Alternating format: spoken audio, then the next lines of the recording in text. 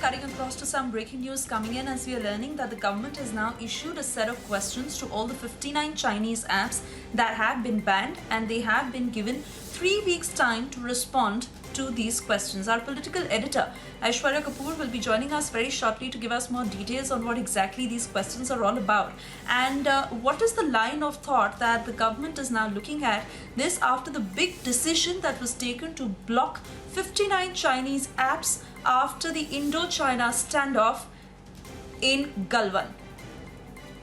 Aishwarya Kapoor is with us on the phone line. Aishwarya, if you could give us further details on what exactly are these questions all about, and what is the government mulling over these 59 Chinese apps? So if 3 weeks time is given for them to respond, what is the kind of response that the government is looking at, and then to decide the future course of action? Yeah. Swesha, at this point of time, we are being clearly told that yes, Government of India has gathered up a lot of information onto the financial funding and then their modus operandi. And that's exactly why a 3-week time has been given for these 59 apps in this regard to give a final reply to it. We are also being told that they have been asked specific questions regarding their parent companies, regarding their modus operandi, regarding their financial transactions, regarding where their servers are, regarding the data theft analogy. So yes, all of this, and then all of these questions are being asked to these 59 Chinese apps, and we are being clearly indicated that the government has basically updated its arsenal on this issue.